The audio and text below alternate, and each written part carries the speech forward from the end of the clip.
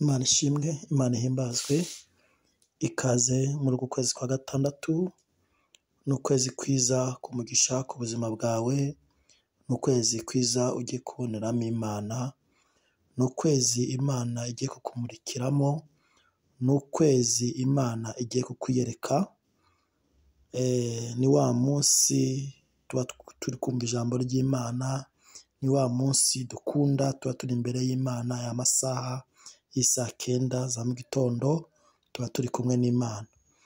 Turabasuje mu izina rya Yesu Kristo, Data wo mu ijuru abaha umugisha, Data wo mu ijuru akomeza abiteho. Umugisha w'Imana ube ku buzima bwayo, umugisha w'Imana ube mu bana bayo, umugisha w'Imana ube mu kazi kanyu.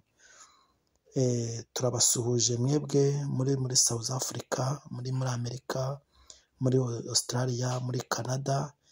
Ndavuze ngo Imana yo mu ijuru ibaha umugisha kandi ikomeze ibiteho. Reka dushime Imana. Mana, mu izina rya Yesu turagushimiye muri iki gitondo, ni bwa buntu utugirira uko bwije n'uko bukeye. Ushimwe, uhabwe icyubahiro. Wowe uturinda uhabwe icyubahiro. Wowe Mana urinda ubuzima bwacu, turagushimiye Papa. Wowe urinda ubuzima bwacu tutabigizemo uruhare, ukarinda abana bacu, ukarinda imiryango yacu. Haleluya, ukaturinda kwinjira mu mva. Ishimwe n'icyubahiro bibi byawe. Urakoze, ni mu izina rya Yesu Kristo, amen. Hari ijambo dusanga mu gitabo cya Yobu, ibice ni 22, turasoma n'umurongo wa 21. Haravuga ngo noneho iyuzuze nayo ubona amahoro, ubwo nibwo ibyiza bizakuzaho. Ndakwinginze wemere amategeko ava mu kanwa kayo, n'amagambo yayo uyashyire mu mutima wawe. Nugarukira ishobora byose, ugashyira gukiranirwa kure y'urugo rwawe, uzakomera. Imana ishimwe. Iri ni ijambo ry'Imana. Ijambo ry'Imana tubwiye ngo noneho iyuzuze nayo ubone amahoro. Imana ishimwe. Icya mbere, kwiyuzuza n'Imana. First one, ubona amahoro. Icya kabiri, ubona ibyo abantu bataguha kuko wiyujuje n'Imana. Mu kwiyuzuza n'Imana, Imana ijya ibasha gusohoza amasezerano. Mu kwiyuzuza n'Imana, Imana ijya ibasha kuguha ibyo abantu bataguha. Imana ishimwe, kuko wiyujuje nayo. Yobu yiyujuje n'Imana, Imana imugarura ibyo yatakaje, Imana imugarurira amatungo, ibimuha inshuro ebyiri. Imana ishimwe. Haleluya.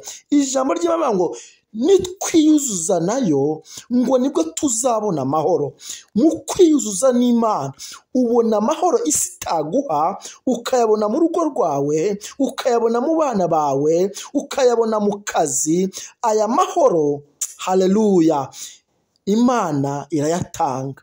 Amahoro isi itaguha, Imana ijya ibasha kuyatanga. Imana ishimwe. Haleluya. Ngo iyuzuze nayo ngo ubone amahoro. Imana ishimwe. Kwiyuzuza n'Imana.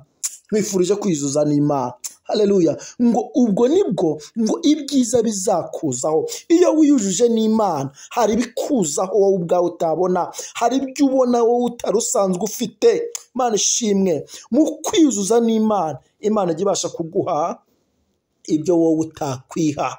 Imana ishimwe. Haleluya, haleluya, haleluya, haleluya, haleluya. Ngo ndakwinginze wemera amategeko ava mu kanwa kayo, ngo n'amagambo yayo uyashyire mu mutima wawe. Ngo nugarukira ishobora byose, ugashyira gukiranirwa kure y'urugo rwawe, uzakomera. Imana ishimwe. Haleluya.